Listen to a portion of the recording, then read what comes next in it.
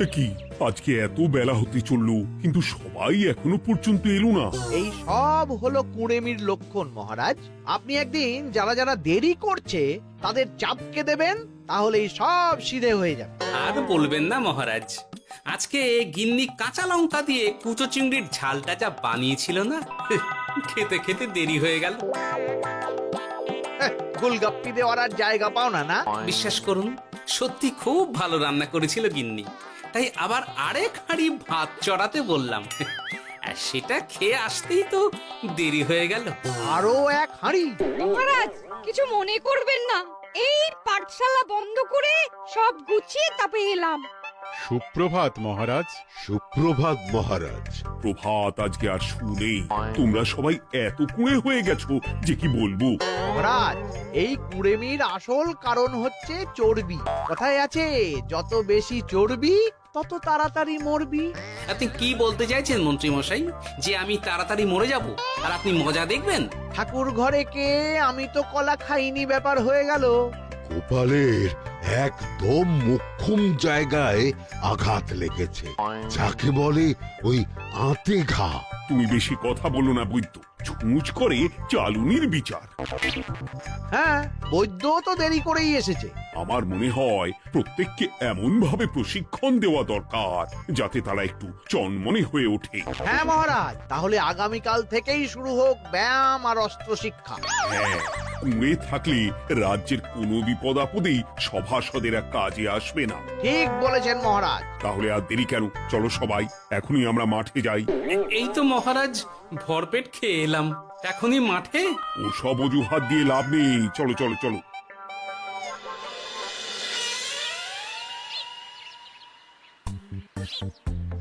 এবার সবাই সারিবদ্ধভাবে দাঁড়িয়ে পড়ো। এ কি, গোপাল কোথায়? মহারাজ, গোপাল আপনার পিছনে দাঁড়িয়ে আছে, চুপি চুপি। এই গোপাল, যাও যাও, মাঠের মাঝখানে গিয়ে দাঁড়াও। এই চাঁদি ফাটা রোদে কেন মহারাজ সুস্থ শরীরকে ব্যস্ত করছেন? এইসব বাজে কথা শুনতে চাই না। শুয়ে বসে থেকে শরীরের কি অবস্থা করেছো? শরীরের নাম মহাশয়, যা সবে তাই সয়। তুমি যাবে না, তোমাকে এক্ষুনি বরখাস্ত করবো। কি জ্বালা! যেখানে আমার সব কাজ বুদ্ধি দিয়েই হয়ে যায়, সেখানে গায়ের জোরের কি দরকার? হ্যাঁ, এই গোপাল, আমি 1 থেকে 3 অব্দি গুনবো, তারপরে সবাই এই মাঠের ধার বরাবর 5 বার পাক দিয়ে দৌড়বে। ঠিক আছে মহারাজ, আমি প্রস্তুত। আমি রোগা পটকা আছি, কোনো সমস্যাই হবে না। হয়ে গেল। সবাই প্রস্তুত? 1 2 3। কি হলো গোপাল, দৌড়াও দৌড়াও। মহারাজ, এর থেকে বেশি জোরে পারবো না। আই, কে আছো? একটা কঞ্চি দাও। এই সেরেছে। বেশ হয়েছে, বেশ হয়েছে। ব্যাটার এবার চর্বি কমবে। কি হলো গোপাল, হ্যাঁ হয়ে গেল? হ্যাঁ?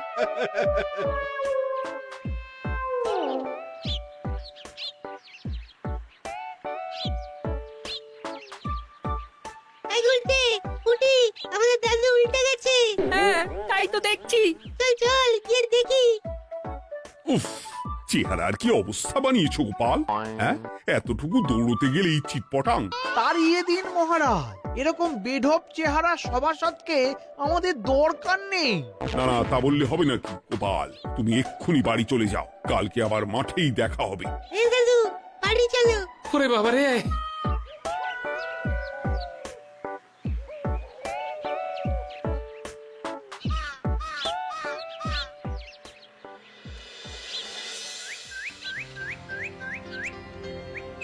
আরে ধুর ছাতার মাথা, তখন থেকে জল খেয়েই চলেছ। কি হয়েছে সেটা বলবে তো? শরীর চর্চা হয়েছে, শক্তি খরচা হয়েছে, আর পারছি না। উফ, বাপরে বাপ, কি পায়ে ব্যথা! এই জন্যেই আমি বলি বাপু, একটু বপুটাও নড়াও, কিন্তু কার কথা কে শোনে? ওরে বাবা, অকারণে সুস্থ শরীর ব্যস্ত করবো কেন বলো তো? বেশি নড়াচড়া করলেই আয়ু কমে যায়। তোমার এই বাজে কথা কোন শাস্ত্রে লেখা আছে শুনি? শাস্ত্রে কেন যাব, বাস্তবে জলজ্যান্ত উদাহরণ আছে। আমি মানতে পারছি না। হুম, মানতে পারছি না বললে তো হবে না, তোমাকে মানতেই হবে। বেশ, প্রমাণ করো। আমি যদি তোমাকে প্রমাণ করে দিতে পারি, তাহলে আজ থেকে বাড়ির বাজার দোকান করার দায়িত্বটাও তোমাকেই নিতে হবে। দিদা, তুমি তো ফেঁসে যাবে, দাদুর সঙ্গে বাজি লড়বে না। এই বাদ দে তো, তোর দাদু আগে প্রমাণ করুক যে বেশি নড়াচড়া করলে বয়স কমে। হ্যাঁ তাহলে বাজি? হ্যাঁ, বাজি। আচ্ছা ঠিক আছে, বেশ। তুমি তুমি একটা পশুর নাম বলো তো, যারা খুব তাড়াতাড়ি দৌড়য়। ঘোড়া, হরিণ, চিতাবাঘ আরো আছে। আচ্ছা, এবার সবচেয়ে আস্তে আস্তে কোন পশু চলে, এরকম একটা পশুর উদাহরণ দাও। কেন কচ্ছপ? এই তো পেয়ে গেছে উত্তর। এবার তুমি বলো তো, কচ্ছপ কত বছর বাঁচে, আর ঘোড়া, হরিণ, চিতাবাঘ এরা কত বছর বাঁচে? চিতাবাঘ, ঘোড়া কেউই 30 বছরের বেশি বাঁচে না, কিন্তু কচ্ছপ 300 বছরও বেঁচে থাকে। হেরেছে, হেরেছে, আমার বউ হেরেছে। উফ, জীবনের কত বড় চাপ নেমে গেল। হ্যাঁ, এই তুমি আমাকে এভাবে হারালে। তখনই বললাম দাদুর সঙ্গে বাজি লড়তে যেও না।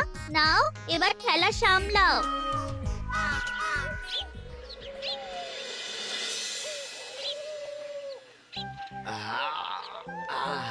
আরো ভালো করে মালিশ কর। আজকে ছোটাছুটি করে পা দুটো বেশ ব্যথা ব্যথা করছে। কালকে তো আবার অন্য পরীক্ষা। আরে আমার হালকা চেহারা আছে, সব সামলে নেব। কালকে তো অস্ত্র চালনা হবে, কালকে আমি কাঁপিয়ে দেব। কাঁপাতে তো হবেই মন্ত্রী মশাই। আমরা আপনার শরীরে এমন ঘষা মাজা করে দেব না, মনে হবে আপনি না একটা জলযন্ত্র অস্ত্র চালনা করতে যাচ্ছে। বাস এই তো চাই।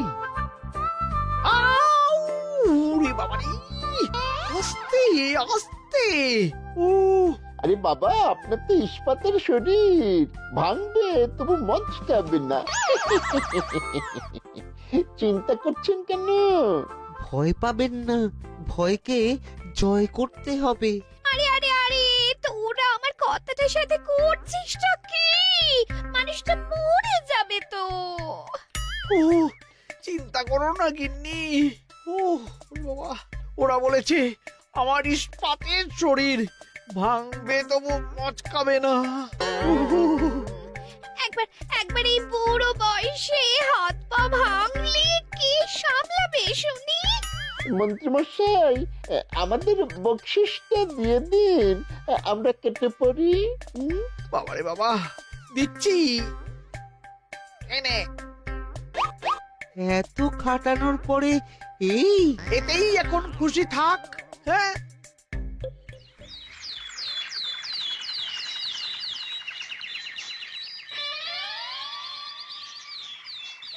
এবার তোমাদের সকলকে অস্ত্র শিক্ষা দেওয়া হবে। উফ, রোজ রোজ কি জ্বালাতনে পড়েছি, বাপরে বাপ। বাবা মা কাউকে ডাকার দরকার নেই, ভালো না লাগলে রাজসভা চাকরি ছেড়ে চলে যাও। মহারাজ, এটা তো উচিত নয়। যে যেটাই পারদর্শী তাকে সেটাই করতে দিন না। একটা বাঁদরকে যদি আপনি বলেন শিকার করে মাংস খেয়ে দেখা, সে কি পারবে মহারাজ? মহারাজ, গোপাল একটু বেশি কথা বলছে, ওকে আপনি বের করে দিন। আমি তোমার কথায় গলবো না গোপাল, তোমাদের সবাইকে এখন অস্ত্র শিক্ষা শিখতেই হবে। কর্তার ইচ্ছায় কর্ম, এখন তো আমার আর কিছুই বলার নেই। তাহলে আর দেরি কেন, তোমরা সবাই একটা করে ঢাল আর একটা করে তলোয়ার তুলে নাও। সেনাপতি, বলুন মহারাজ। তুমি সকলকে অস্ত্র শিক্ষা দেবে, তলোয়ার চালানো শেখাবে। এক এক করে প্রত্যেকে তোমার কাছে যাবে, আর এক এক করে তুমি সবাইকে তলোয়ার চালানো শেখাবে। আচ্ছা মহারাজ, তাহলে ওই সবার প্রথমে চলে আসুন মন্ত্রী মশাই। হ্যাঁ, আমি প্রস্তুত। আমার শরীর ইস্পাতের মতো, ভাঙবো তবু মচকাবো না।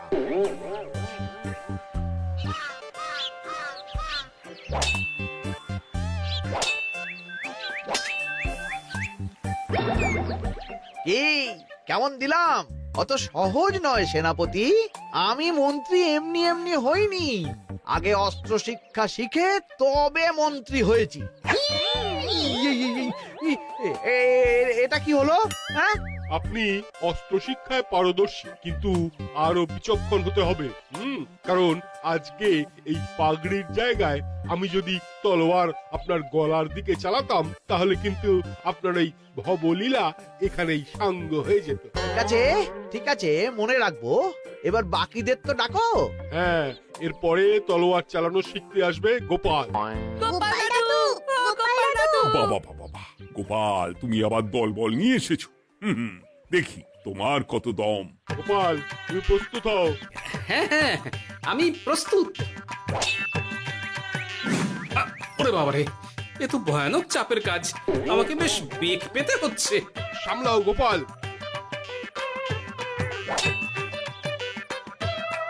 না, আমাকে অন্য রাস্তা দেখতে হবে। সেনাপতি, মহারাজের দিব্যি, তুমি আমার দিকে তলোয়ার ঢাল বাড়াবে না। এই এটা কি হলো? সত্যি তো, এটা কি হলো? গেল গেল গেল গেল গেল গেল গেল, দুটিটা খুলে গেল গো। দেব নাকি এবার কুচ করে কেটে? জিতে গেছি, জিতে গেছি। এটা কি হলো? শত্রুপক্ষ কখনো কারো দিব্যি শুনবে না। আর সেনাপতি, তুমি কি ওখানে দাঁড়িয়ে দাঁড়িয়ে মজা দেখছো? আমি কি করব মহারাজ, গোপাল যে আপনার দিব্যি দিয়ে দিল। গোপাল বেটা খুব চালাক। তাহলে এখন উপায়? ওসব গোপাল তোমাকে বোকা বানাবার জন্য করেছে। তুমি ধুতি ঠিক করে আবার লড়াই চালিয়ে যাও। যথাজ্ঞা মহারাজ।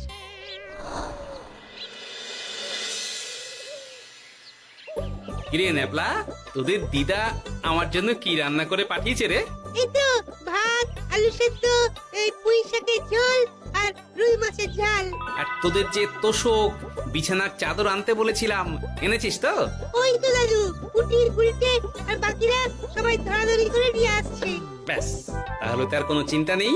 খেয়ে একটা জব্বর ঘুম দেব, কারণ এখানে যা রঙ্গ দেখছি তাতে বিকেল হয়ে যাবে। তলোয়ার শিক্ষা আজকের মতন একটুকুই থাক। এবার শুরু হবে বল্লম শিক্ষা।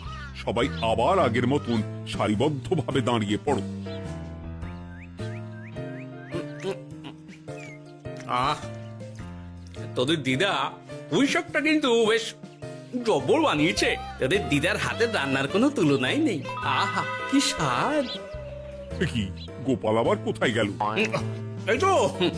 এই তো মহারাজ, আমি এখানে ওই পুঁইয়ের ঝোল আর রুইয়ের ছাল দিয়ে ভাত খাচ্ছি। এসব কি মাঠের মধ্যে খাওয়া? আরে শরীরটাকে তো রাখতে হবে। তাড়াতাড়ি খেয়ে এইদিকে এসো। আসছি আসছি আসছি। এবার আমি তোমাদের দেখাবো কিভাবে বল্লম নিয়ে তেড়ে যেতে হয়। দেখান মহারাজ।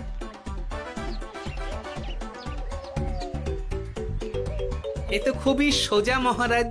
ঠিক আছে, তাহলে বল্লম নিয়ে তেড়ে যাও দেখি। দিন, আপনার হাতের বল্লমটাই দিন।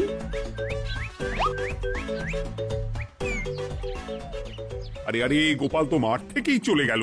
আমি ডেকে আনছি মহারাজ। আরে আরে, ও গোপাল, গোপাল, মহারাজ ডাকছেন। থামো থামো। মহারাজ বলেছেন বল্লম নিয়ে তেড়ে যেতে, তেড়ে গিয়ে আবার ফিরে আসতে তো উনি বলেননি। আরে, এ তো মহা মুশকিল। উনি এক্ষুনি তোমাকে মাঠে ফিরতে বললেন। সেটা আপনাকে বলতে পারে সেনাপতি, আমাকে তো বলেনি। আমি চললাম।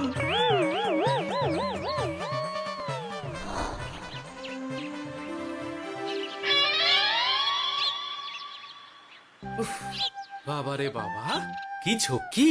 অনেক বুদ্ধি করে মাঠ থেকে খাটে চলে এসেছি। আমি আর উঠছি না। এ কি বলি, তোমাদের তো এখন অস্ত্র শিক্ষা নেওয়ার কথা। হ্যাঁ, তোমার বলা নেই, কোয়া নেই, অমনি বাড়ি চলে এলে। আরে বাবা, ওইসব অস্ত্র শিক্ষা মানেই সুস্থ শরীরকে ব্যস্ত করা, অসহ্য খাটনি, অযথা কষ্ট। কষ্ট করলে তবেই কেষ্ট পাওয়া যায়। হ্যাঁ, তোমায় আমি আগেও বুঝিয়েছি, যেখানে বুদ্ধি কথা বলে সেখানে দেহের শক্তি নীরব দর্শক গিন্নি। আরে বাবা, সে না হয় বুঝলাম, কিন্তু মহারাজ তো ভালোর জন্য সবাইকে অস্ত্র শিক্ষা দেওয়ার চেষ্টা করছে না? আরে বাবা, যার যা কাজ তাকে সেটা করালেই পারে। মহারাজ তো সেটা বুঝতেই চাইছেন না। আমি এখন ঘুমো।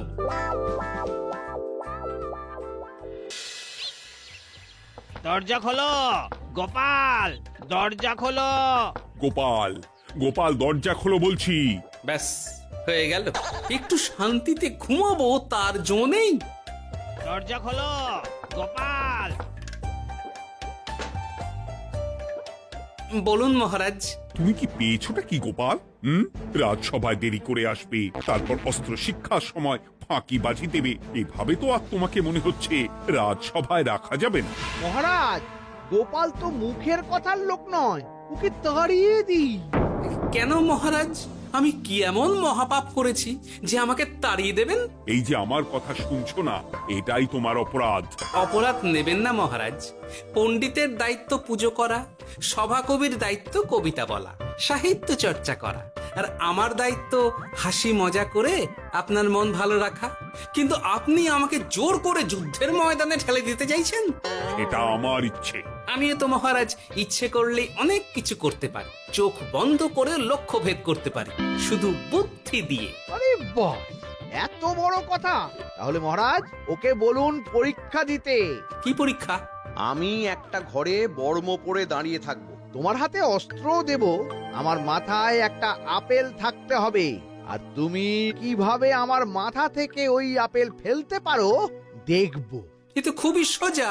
কি গোপাল, তাহলে লড়বে নাকি বাজি? হ্যাঁ, লড়তে রাজি আছি। তাহলে আজ রাতেই হয়ে যাক পরীক্ষা। যদি এই পরীক্ষায় উতরে গেলে তো ভালো, নইলে তোমার চাকরিটা গেল। গোপাল, তুমি পারবে তো? সে দেখাই যাবে। আজ রাতে তাহলে রাজবাড়িতে দেখা হচ্ছে। যদি আমি এই পরীক্ষায় বিফল হই, তাহলে আমার চাকরি আপনি কেড়ে নেবেন, আর যদি সফল হই তাহলে মন্ত্রী মশাইকে শাস্তি দেবেন। আমি নিজে সারা কৃষ্ণনগরে নাক্ষত দেব। বেশ, দেখা যাক।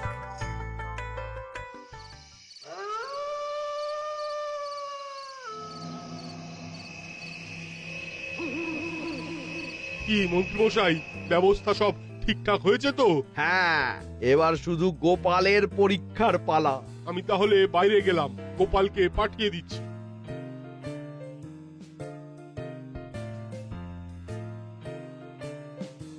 এবার যাও গোপাল, ঘরের ভিতরে যাও, দেখি তুমি কি করে মন্ত্রীর মাথা থেকে আপেল ফেলতে পারো। আপনি তো শুধু আমার চোখ ঢেকেছেন, আমার নাক মুখ কানও ঢেকে দিন, যাতে ঘ্রাণেন্দ্রিয় শ্রবণেন্দ্রিয়েরও সাহায্য না নিতে পারি। বেশ, তাহলে তাই হোক। আয়, কে আছো? গোপালের মুখ নাক আর কান ঢাকো। যথা আজ্ঞা মহারাজ। একটু একটু মোটা কাপড় দিয়ে নাক মুখ ঢাকো, হ্যাঁ, যাতে সেভাবে আপেলের গন্ধ না পাই। বেশ বেশ।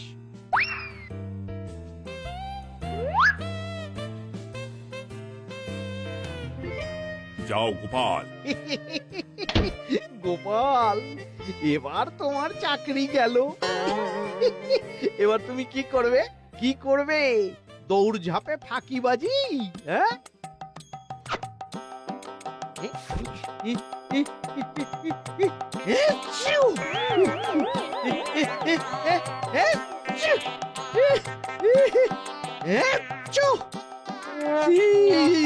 গেল গেল গেল গেল গেল, আপেল পড়ে গেল। আপেল পড়ে গেল? মহারাজ, এর মধ্যেই গোপাল আপেল ফেলে দিয়েছে। ঘরের ভেতরে চলো।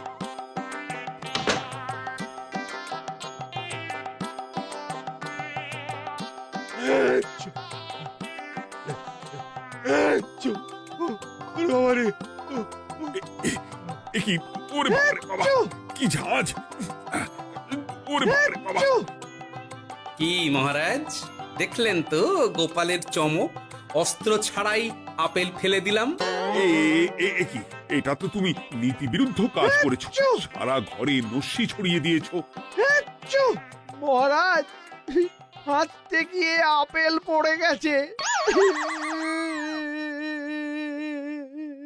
এবার সারা কৃষ্ণনগরে নাক্ষত দিতে হবে। সত্যি সত্যি গোপাল, বুদ্ধি তো তোমার জুড়ি মেলা আভার। আমার নাম গোপাল ভাঁড়। একটা কথা মনে রাখবেন, কেউটে সাপের লেজে পা দেবেন না, আর গোপালের কাজে বাধা দেবেন না। যে কাজ বুদ্ধি দিয়ে করা যায় তার কাছে শক্তি ছোট্ট শিশু মাত্র। সত্যি গোপাল, আজ তুমি সেটাই প্রমাণ করে দিলে। আর আজ থেকে তোমাকে তোমার ইচ্ছার বিরুদ্ধে খাটাবো না। তুমি খাও দাও ভুড়ি বানাও। যার যা কাজ সে তাই করবে। যেমন এখন মন্ত্রী মশাই নাক্ষত দেবেন। হ্যাঁ, ভুল করে বাজি ধরে ফেলেছি, এখন নিজেই চাপে পড়ে গেলাম। তাহলে আর দেরি কেন, নাক্ষত এখন থেকেই শুরু হোক। কৃষ্ণনগরের রাস্তা শেষ হতে হতে সকাল হয়ে যাবে।